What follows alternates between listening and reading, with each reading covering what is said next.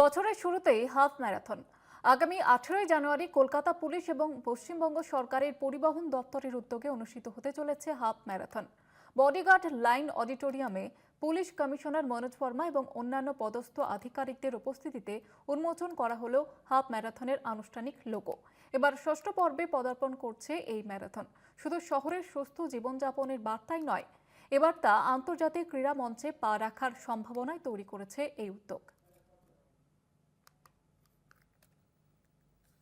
Part and India Fair will be our partners with that. So we try to keep the city as clean as possible, especially for this event. That is one big thing, and probably it suits Kolkata and it is as per the wishes of Kolkata, people of Kolkata. That is one.